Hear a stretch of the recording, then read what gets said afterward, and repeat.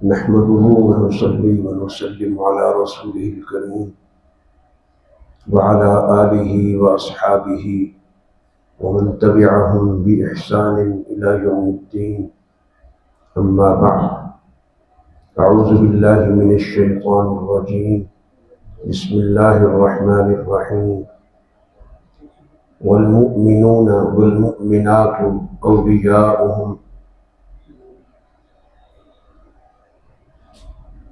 أولياء بعض يأمرون بالمعروف وينهون عن المنكر ويقيمون الصلاة ويؤتون الزكاة ويطيعون الله ورسوله أولئك سيرحمهم الله إن الله عزيز حكيم. وعد الله المؤمنين والمؤمنات جنات تجري من تحتها الأنهار خالدين فيها ومساكن طيبة في جنات عدن ورضوان من الله أكبر ذلك هو الفوز العظيم. صدق الله العظيم.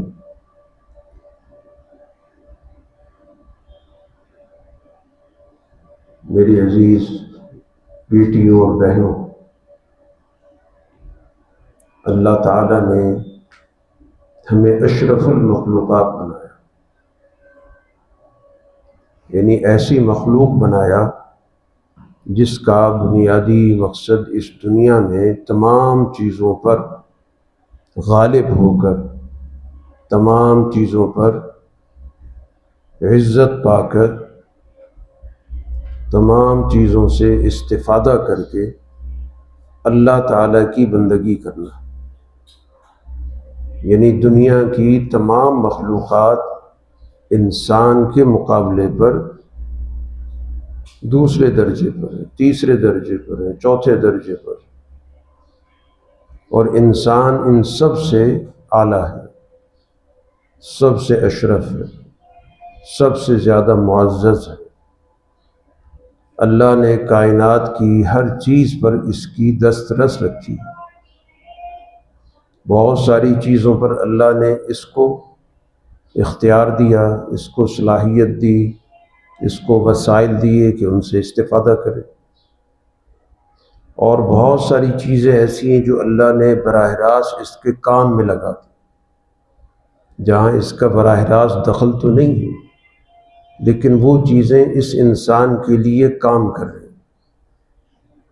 یہ پوری کائنات کا آپ جائزہ لیں تو آپ کو یہ دو طرح کی چیزیں نظر آئیں، یعنی ایک وہ چیزیں جن سے براہ راست انسان فائدہ حاصل کرتا ہے اپنے وسائل سے، اپنے اختیار سے، اپنے عمل دخل سے، جیسے دنیا کی اشیاء ہیں، دنیا کی چیزیں ہیں، اس مادی کائنات کی چیزیں ہیں،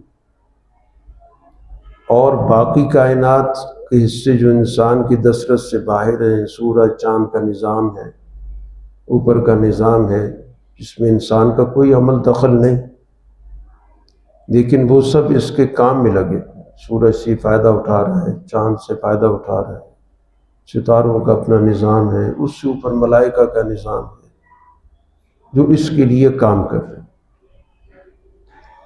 تو یہ انسان سب سے اعلیٰ مخلوق ہے، سب سے اشرف مخلوق ہے، اور ہم سب کو اللہ تعالیٰ نے اس مخلوق میں سے پیدا کیا۔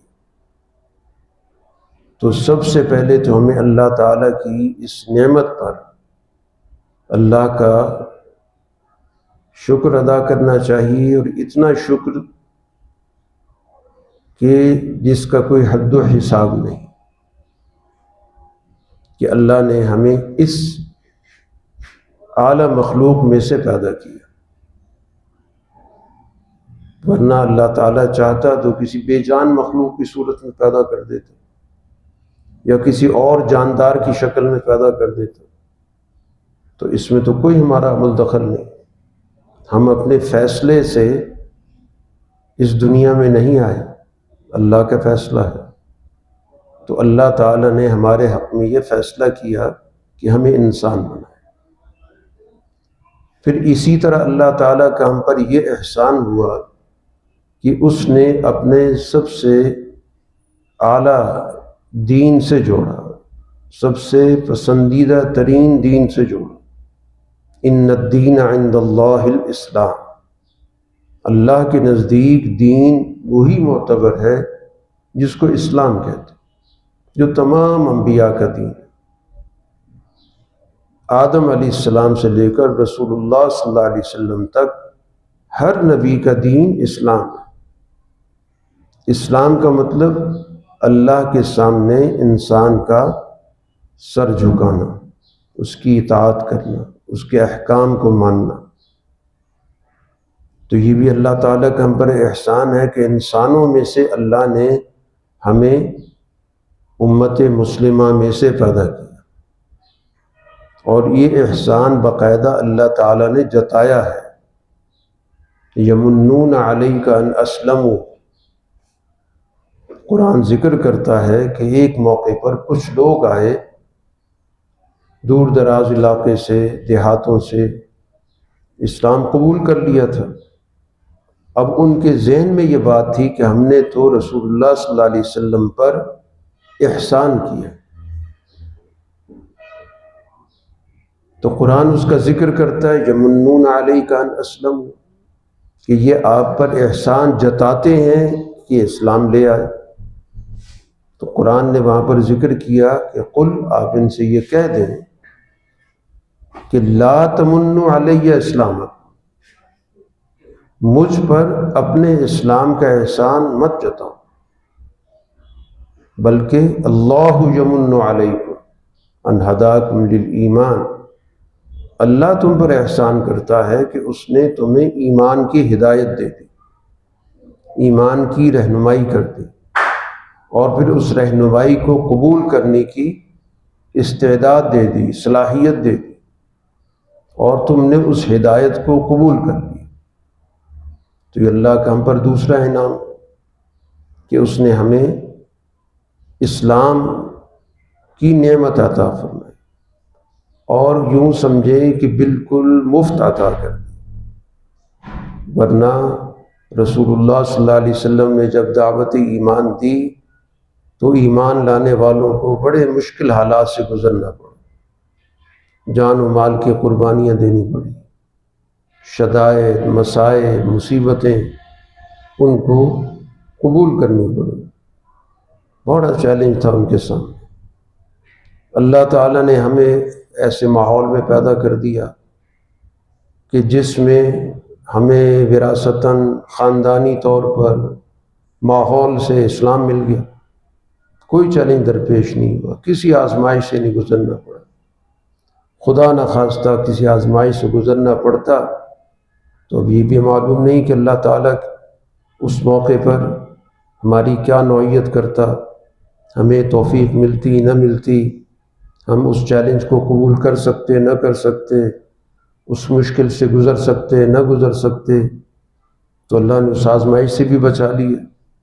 ایک نعمت ہمیں گویا کہ بیٹھے بٹھائی دے دی، اس کی بہت قدر کرنے کی ضرورت ہے کہ اللہ تعالیٰ نے ہمیں بغیر کسی آزمائش کے اور کسی بڑے چیلنج کے ہمیں دائرہ اسلام میں قبول کر لیا۔ اب ہمیں اپنے اس دین سے جو تعلق کو شعوری بنانا ہے، سمجھ کے ساتھ اب اسلام کو قبول کرنا ہے کہ ہم واقعتاً اللہ پر، اللہ کے رسول پر، اور اللہ کے رسول نے جو جو باتیں ہمیں بتائیں ان پر ایمان لے کے آئے۔ تو اب قرآن حکیم کی جو آیات تلاوت ہوئیں، اس میں ہمیں ذمہ داریاں بتائیں۔ والمؤمنون والمؤمنات بعضهم اولیاء بعض، یہ مومن مرد ہیں، ان کو بھی آپس میں ایک دوسرے سے تعلق رکھنا ہے، ایک دوسرے کا نگران بننا ہے، ایک دوسرے کا سرپرست بننا ہے، ایک دوسرے کا خیال رکھنا ہے۔ اسی طرح مومن عورتوں کی بھی یہی ذمہ داری بتائی گئی۔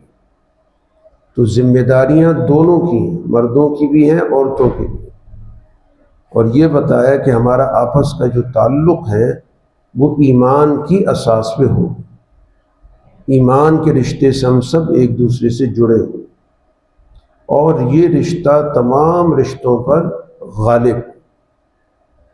باقی بھی رشتے انسان کے ہوتے ہیں، ہم جس خاندان میں پیدا ہو جاتے ہیں وہاں ہمارے بہت سارے رشتے پیدا ہو جاتے ہیں، جس علاقے میں ہم رہتے ہیں وہاں پر ہمسائیگی کے بہت سے رشتے پیدا ہو جاتے ہیں، کہیں ہم کام کاج کرتے ہیں وہاں بہت سارے رشتے پیدا ہو جاتے ہیں، یہ بھی رشتے ہیں۔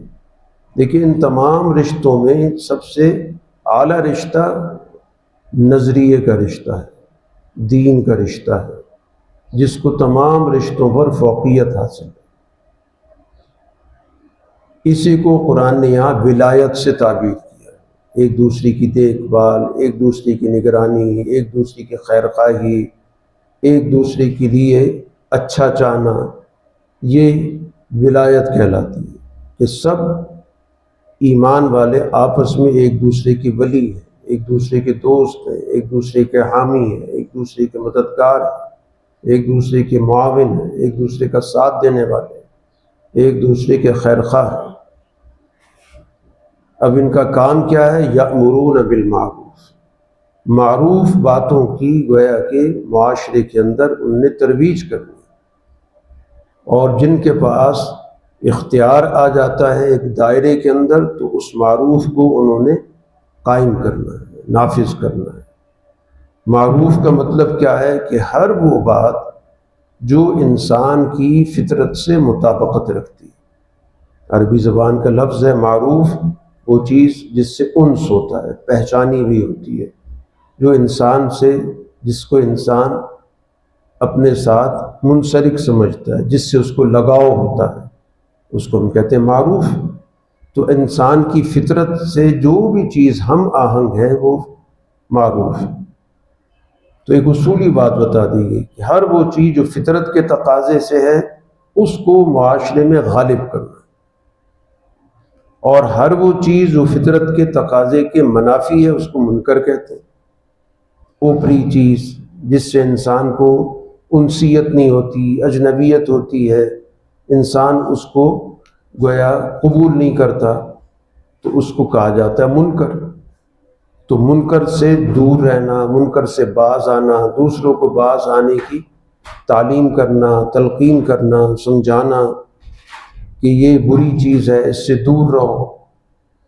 تو بڑے سے بڑے منکر سے لے کر، یعنی شرک سے لے کر چھوٹے سے چھوٹے منکر تک، کہ جس میں انسان اس معاشرے کے اندر دوسروں کے لیے ناپسندیدہ کردار ادا کرتا ہے، ان تمام کو منکرات کہتے ہیں۔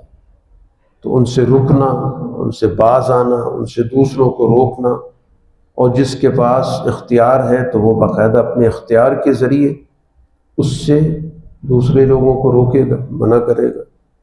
جیسے رسول اللہ صلی اللہ علیہ وسلم نے فرمایا کلکم راع وکلکم مسئول عن رعیتہ، تم میں سے ہر شخص راعی ہے، یعنی معاملات کی دیکھ بھال کرنے والا ہے، خیال رکھنے والا ہے، نظم و ضبط قائم کرنے والا ہے، اور اس سے اس کی رعیت کے بارے میں پوچھا جائے جو اس کی زیر نگرانی۔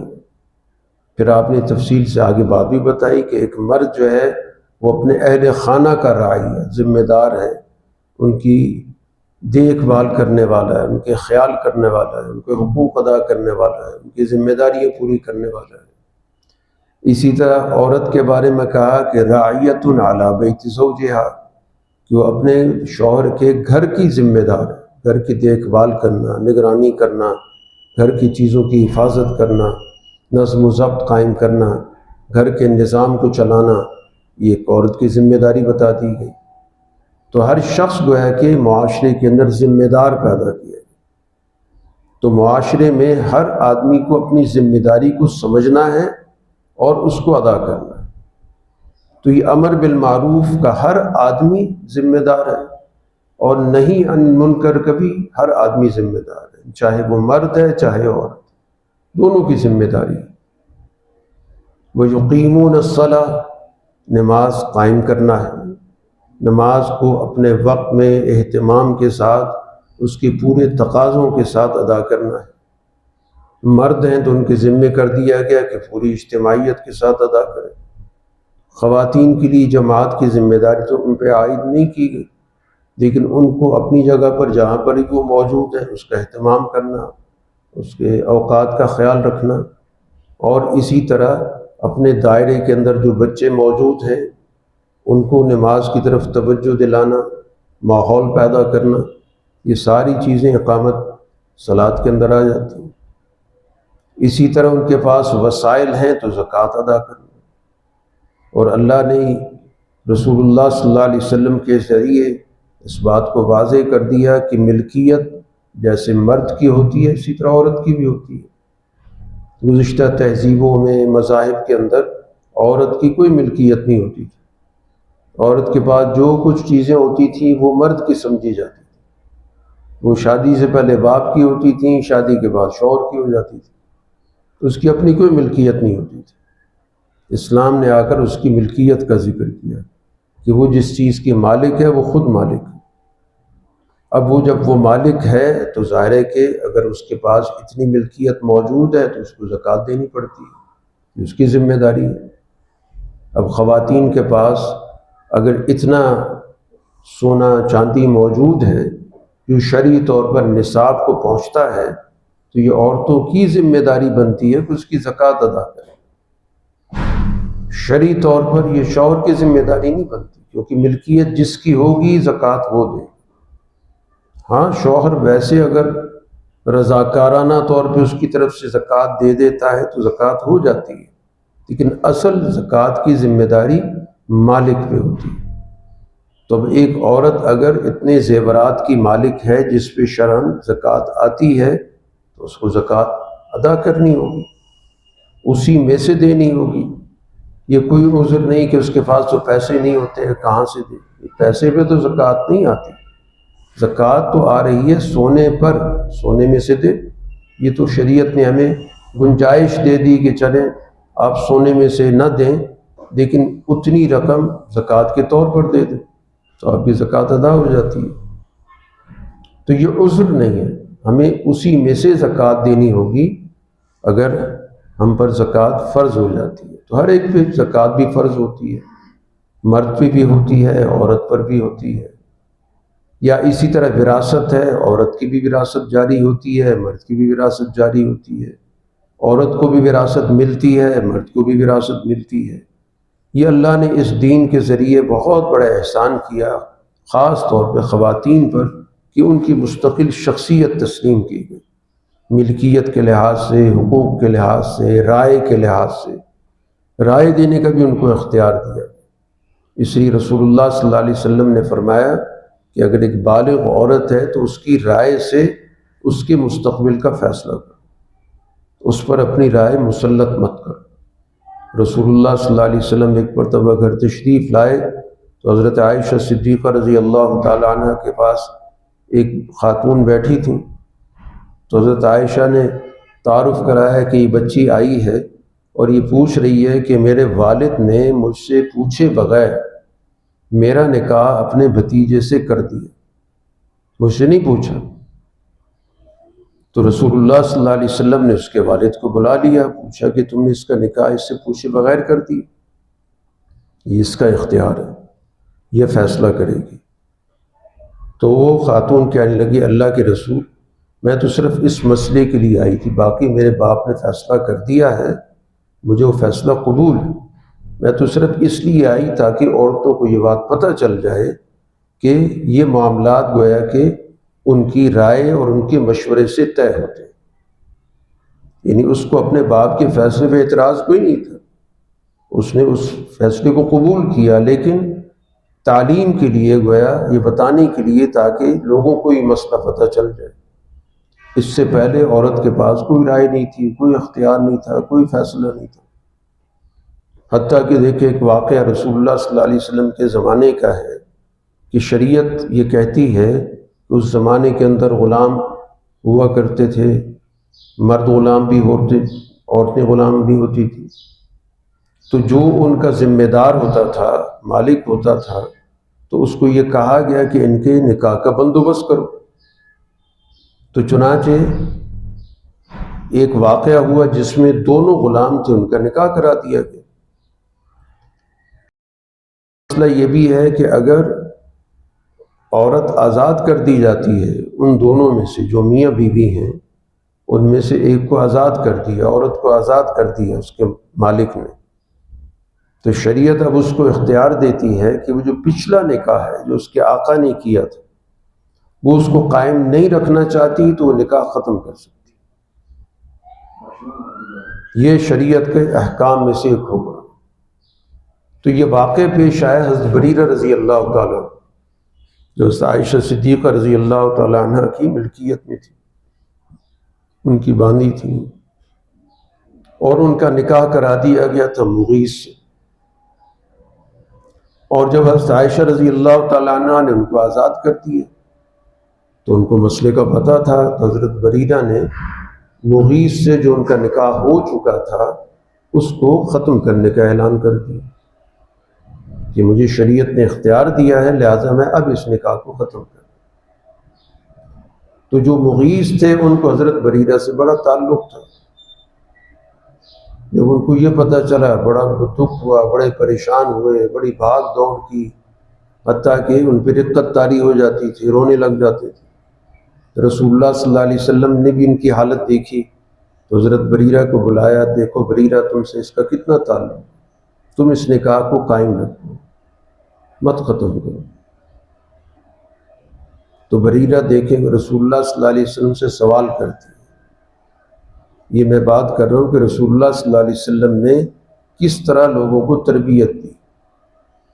بریرہ پوچھنے لگیں کہ اللہ کے رسول یہ آپ کا حکم ہے، یہ آپ محض مجھے رائے یا مشورہ دے دیں؟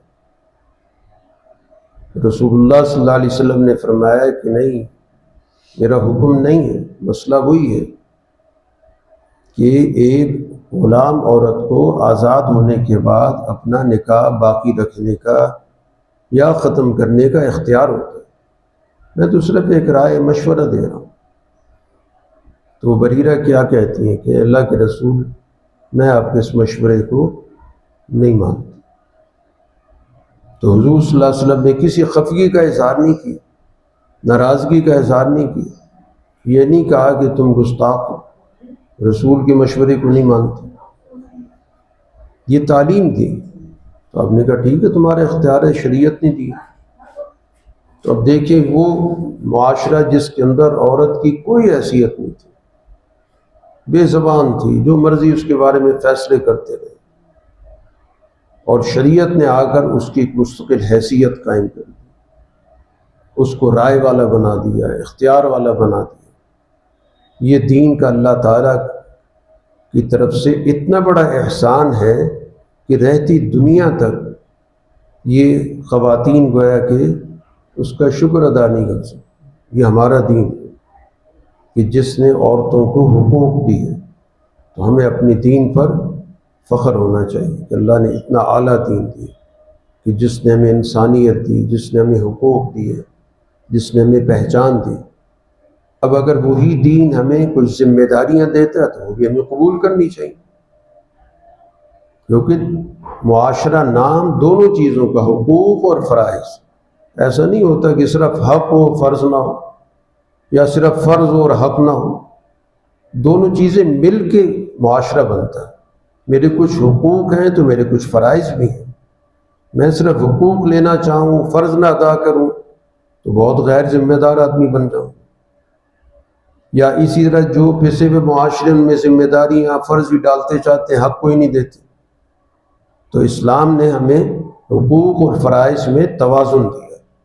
اگر کسی کے فرائض زیادہ رکھیں، حقوق بھی رکھیں، اگر کسی کے فرائض کم کیے اسی کے مطابق حقوق رکھ دیے، توازن ہے۔ ایسا نہیں کہ فرض زیادہ کر دیے ہوں حق تھوڑے رکھے ہوں، ایسا نہیں ہے۔ تو اس طرح گویا کہ ہمیں بتایا گیا کہ یہ ذمہ داری ہم نے ادا کرنی، یؤتون الزکوٰۃ، زکوٰۃ ادا کرنی۔ اور پانچویں بات بتائی یطیعون اللہ ورسولہ۔ اب باقی پوری زندگی کے اندر اللہ اور اللہ کے رسول کی اطاعت کرنی۔ زندگی کے بہت سارے شعبے ہیں، ہر شعبہ زندگی کے اندر معلوم کرنا ہے کہ اللہ تعالیٰ کے احکامات کیا ہیں، اللہ کے رسول کے احکامات کیا ہیں، ہم نے ان کی اطاعت کرنی۔ اطاعت کا مطلب ہوتا ہے دل سے ماننا، دل سے قبول کرنا کہ اللہ اور اللہ کے رسول سے زیادہ ہمارا کوئی خیر خواہ نہیں، انہوں نے جو حکم دیا ہمارے بھلائی کا حکم، دنیا کی بھلائی اور آخرت کی بھلائی، اور اللہ تعالیٰ غالب اور حکمت والا۔ پھر اللہ تعالیٰ کا یہ وعدہ ہے ایمان والے مردوں سے بھی، ایمان والی عورتوں سے بھی، آخرت کے حوالے سے، کہ جنات تجری من تحتها الانہار، ایسے باغات عطا کرے گا جن کی نیچے نہریں بہتی ہوں گی، مساکن طیبۃ، پاکیزہ گھر عطا کرے گا، فی جنات عدن، ہمیشہ رہنے والے باغات کے اندر پاکیزہ گھر، جس میں کوئی شور و شغب نہیں، کوئی حسد کینہ نہیں، کوئی کھینچا تانی نہیں، ایک خوشگوار زندگی عطا کرے گا۔ اور اس کے بعد قرآن نے پھر بات کی ورضوان من اللہ اکبر، سب سے بڑی بات تو اللہ کی رضا ہے جو تمام نعمتوں پر بھاری ہے، یعنی اللہ تعالیٰ راضی ہو جائے تو اس سے بڑی کوئی نعمت نہیں۔ اس لیے ہم صحابہ کے ساتھ، صحابیات کے ساتھ لفظ استعمال کرتے ہیں اللہ تعالیٰ ان سے راضی، یہ معمولی لفظ نہیں ہے، رضا ورضوان من اللہ اکبر، اللہ کی رضا سب سے بڑی چیز۔ حدیث پاک میں آتا ہے کہ قیامت کے روز جب سب کو انعامات دے دیے جائیں گے، جنت والے جنت میں چلے جائیں گے، تو ہر چیز ان کو وہاں میسر ہوگی، جو دل میں آئے گا وہ پورا ہو جائے گا، تو اللہ تعالیٰ کی طرف سے کہا جائے گا کہ مانگو، کیا مانگتے ہو؟ سوچ میں پڑ جائیں گے کہ جو چیز ہمارے دل میں آتی ہو تو پوری ہو جاتی ہے، کیا مانگیں؟ تو پھر وہ اللہ سے عرض کریں گے کہ ہماری سمجھ میں تو کچھ نہیں آتا، اب ہم کیا مانگیں، ہر چیز تو ہمیں میسر ہے۔ تو پھر اللہ تعالیٰ خود کہے گا کہ میں تم سے اب راضی ہو گیا، اب کبھی ناراض نہیں ہوں۔ یہ سب سے بڑی چیز ہے، یعنی اتنا بڑا انعام، ایک تو کہ انعام دے دیا تو ہو سکتا ہے انسان کے خیال میں آ جائے پتہ نہیں کسی وقت انعام واپس چلا جائے، لیکن جب یہ اعلان کر دیا کہ اللہ کی تمہیں رضا مل گئی اور اب میں کبھی راضی نہیں، ناراض نہیں ہوں گا، تو اس کا مطلب کیا ہو گیا کہ اللہ تعالیٰ کی اب یہ نعمتیں ہمیشہ ہمیشہ حاصل ہوں۔ تو اس وجہ سے بھی ہماری زندگی کا بھی مقصد کیا ہونا چاہیے؟ رضائے الہی کا حصول۔ کوئی بھی کام، روزمرہ زندگی کا کوئی بھی کام کر رہے ہیں، ذہن میں یہ ہو کہ مقصد اللہ کی رضا ہے۔ چاہے ہم گھریلو کام کاج بھی کر رہے ہیں تو اس کے ذریعے ہم گھر کا ایک نظام بنا رہے ہیں، ذمہ داری پوری کر رہے ہیں، گھر کے لوگوں کی خدمت کر رہے ہیں، ان کو ہم سہولت مہیا کر رہے ہیں۔ مقصد کیا ہے؟ کہ اللہ کی رضا حاصل ہوگی۔ اس کا فائدہ کیا ہوگا؟ جب یہ ہماری نیت ہوگی تو کوئی ہماری خدمت کو گوارا کرے نہ کرے، سراہے نہ سراہے، تعریف کرے نہ کرے، ہمیں کوئی فرق نہیں پڑے گا کہ ہم اللہ کی رضا کے لیے کر رہے ہیں۔ کوئی شکوہ نہیں ہوگا۔ شکوہ اس لیے ہوتا ہے میں نے اتنا کام کیا، میں نے اتنی محنت کی، کسی نے کوئی تذکرہ نہیں کیا، الٹا مجھ سے باتیں کی گئیں، تو طبیعت انسان کی مزمحل ہو جاتی ہے، ناراض ہو جاتی ہے۔ لیکن جب یہ چیز ہو کہ میرے ہر کام کا مقصد اللہ کی رضا ہے، جب میں گھر کا کام کاج کروں، کوئی بھی میری مصروفیت ہو جس سے میں نے کسی کو فائدہ پہنچانا ہے، رضا اللہ کی، ذالک هو الفوز العظیم، یہ سب سے بڑی کامیابی ہے کہ ہمیں اللہ کی رضا حاصل ہو۔ تو یہ گویا کہ ہماری زندگی کا مقصد ہونا چاہیے کہ ہماری ہر سرگرمی، انفرادی، اجتماعی، عائلی، خاندانی، معاشی، معاشرتی، جو بھی ہماری سرگرمیاں ہیں، چاہے مردوں کی ہوں، عورتوں کی ہوں، سب سرگرمیوں کا ایک مطمع نظر، ایک منتہی مقصود، ایک اس کا آخری ٹارگٹ وہ اللہ کی رضا، تو پھر انسان کے لیے ہر مشکل آسان ہو جاتی ہے۔ وہ کسی کے رویے سے پریشان نہیں ہوتا، وہ کسی کے لیے کام نہیں کرتا، وہ کہتا ہے میں نے اللہ کی رضا کے لیے کر، میں کسی کی خدمت کر رہا ہوں، روٹین کا کام کر رہا ہوں، معمول کا کام کر رہا ہوں، گھر کا کام کر رہا ہوں، دفتر کا کام کر رہا ہوں، بازار جا رہا ہوں، آ رہا ہوں، معاشرتی تعلقات قائم کر رہا ہوں، رشتہ داروں سے میل جول رکھ رہا ہوں، ہمسایوں کے ساتھ میں اچھے معاملات کر رہا ہوں، جو بھی ہماری معاشرتی زندگی ہے، میرا مقصد اللہ کی رضا ہے۔ تو پھر آپ دیکھیں ہماری پوری زندگی دین بن جاتی ہے، دین دنیا کی تقسیم ہی ختم ہو گئی۔ تو اللہ تعالیٰ گویا کہ ہمیں اتنا بڑا اس نے ہم پر احسان کیا، اس دین کے ذریعے، قرآن حکیم کے ذریعے، رسول اللہ صلی اللہ علیہ وسلم کی سنتوں کے ذریعے ہمیں ایک مکمل جامع دین عطا کر دیا۔ تو اس کو ہم نے سمجھنا بھی ہے، اس کی حفاظت بھی کرنی ہے، اس کو اپنی عملی زندگیوں میں لے کے بھی آنا ہے، اس کی تبلیغ بھی کرنی ہے، اس کا ماحول بھی بنانا ہے۔ ہمیں گویا کہ ہر وقت اللہ تعالیٰ کا شکر ادا کرنا ہے، اور شکر کا مطلب یہ ہے کہ اس کے تقاضے پورے کرنا۔ جیسے الحمدللہ ہم کہتے ہیں، وہ بھی زبان سے کہنا اور تقاضے پورے کرنا۔ اصل شکر یہ ہوتا ہے کہ میرے پاس جتنا علم آ گیا وہ علم میں نے دوسروں تک پہنچانا ہے، اس کے عملی تقاضے پورے کرنے، اپنی ذمہ داری پوری کرنی۔ اللہ تعالی ہمیں دین کا صحیح فہم عطا فرمائے، اور ہمیں سچے راستے پر قبول فرمائے، اور سچے لوگوں کی پہچان عطا فرمائے، اور ان سچے لوگوں کی تعلیم و تربیت سے ہمیں استفادے کی توفیق عطا فرمائے۔ بآخر دعوانا ان الحمد للہ رب العالمین۔ الحمد للہ رب العالمین والعاقبۃ للمتقین، والصلاة والسلام علی رسولہ محمد وآلہ واصحابہ اجمعین۔ ربنا آتنا فی الدنیا حسنہ وفی الآخرۃ حسنہ وقنا عذاب النار۔ ربنا ظلمنا انفسنا وإن لم تغفر لنا وترحمنا لنكونن من الخاسرین وتب علینا انک انت التواب الرحیم۔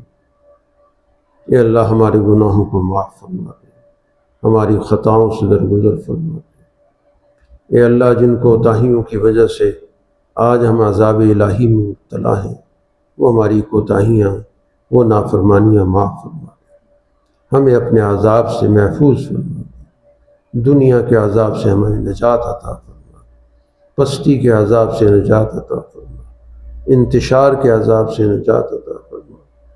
اے اللہ معاشی تنگی کے عذاب سے نجات عطا فرما، سیاسی جبر کے نظم سے، اس کے عذاب سے ہماری حفاظت فرما۔ اے اللہ اپنا فضل فرما، معاشرے میں استحکام عطا فرما، معاشرے میں امن عطا فرما، معاشی خوشحالی عطا فرما، تعلقات اور حقوق کی ادائیگی کا ماحول اور نظام عطا فرما۔ اے اللہ دین کے غلبے کے فہم کو ہماری زندگیوں کا حصہ بنا دے، اس غلبے کو عملی شکل دینے کی ہمیں صلاحیت عطا فرما، اس کے مطابق ہم نے اپنے اخلاق بنانے کی، اپنے رویے درست کرنے کی، اپنی ذمہ داریاں ادا کرنے کی توفیق عطا فرما، سچائی کو سمجھنے کی، قبول کرنے کی، اس کا ساتھ دینے کی، اس کے غلبے کی جدوجہد کی توفیق عطا فرما۔ اے اللہ ہم پر حق کو حق کے طور پہ واضح فرما، اس کو قبول کرنے کی، اس کی پیروی کرنے کی توفیق عطا فرما۔ اے اللہ باطل کو باطل کے طور پہ واضح فرما، اس سے بچنے کی، اس کے خلاف جدوجہد کرنے کی توفیق عطا فرما۔ اے اللہ ہمیں سچے لوگوں کی پہچان عطا فرما، ان کی رفاقت، ان کی معیت، ان کی تربیت عطا فرما۔ ہمیں رسول اللہ صلی اللہ علیہ وسلم کی سچی محبت عطا فرما، آپ کی اتباع کی توفیق عطا فرما، قیامت کے روز آپ کی شفاعت عطا فرما۔ اے اللہ ہمیں دین کا فہم عطا فرما، دین کے غلبے کی سوچ عطا فرما، اس کے تقاضے پورے کرنے کی توفیق عطا فرما، ہماری صلاحیتوں میں اضافہ فرما۔ اے اللہ ہمیں دنیا کے ہر قسم کی تنگیوں سے، ہر قسم کے عذاب سے ہماری حفاظت فرما، قبر کے عذاب سے ہماری حفاظت فرما، حشر کے عذاب سے ہماری حفاظت فرما، جہنم کے عذاب سے ہمیں نجات عطا فرما۔ اے اللہ ہم سب کو اپنی رضا عطا فرما۔ اے اللہ اس دنیا کے اندر بھی ہمیں سچے راستے پر چلنے والے بنا، اور اس کے بعد اگلی زندگی میں بھی اپنی رضا والے جنت عطا فرما۔ اے اللہ ہماری دعائیں قبول فرما، ہمارے گھروں میں خیر و برکت عطا فرما، رزق حلال میں برکت عطا فرما، رزق حرام اور اس کے اس نظام سے نجات عطا فرما۔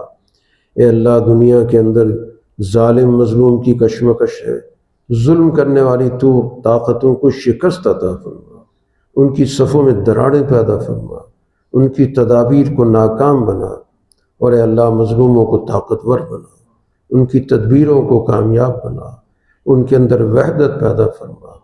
اے اللہ ان کو صحیح تدبیر اختیار کرنے کی توفیق عطا فرما، ان کے حوصلوں کو مضبوط فرما۔ اے اللہ ان کے ساتھ ہمیں کھڑے ہونے کی توفیق عطا فرما۔ اے اللہ ظالم مظلوم کا امتیاز ہم پر واضح فرما، ہمیں ظلم کے خلاف جدوجہد کی توفیق عطا فرما، اور جدوجہد کرنے والوں کا ساتھ دینے کی توفیق عطا فرما۔ اے اللہ ہم سب پہ رحم فرما، کرم فرما، دین کا صحیح فہم عطا فرما، کل دین کا شعور عطا فرما۔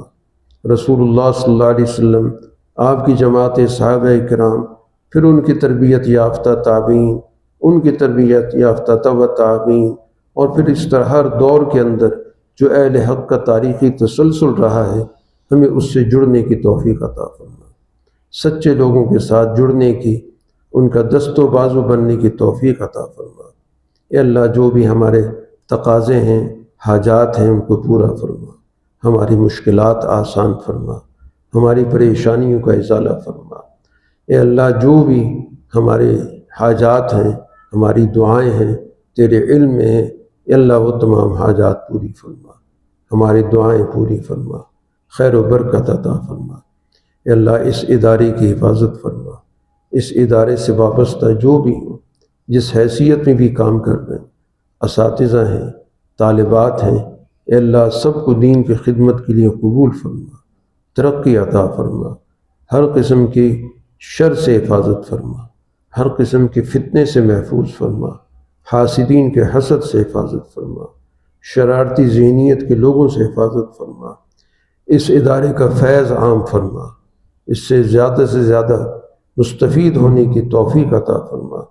اے اللہ ہماری دعائیں قبول فرما، اور ربنا تقبل منا انک انت السمیع العلیم وتب علینا انک انت التواب الرحیم، وصلی اللہ تعالی علی خیر خلقہ محمد وآلہ واصحابہ اجمعین۔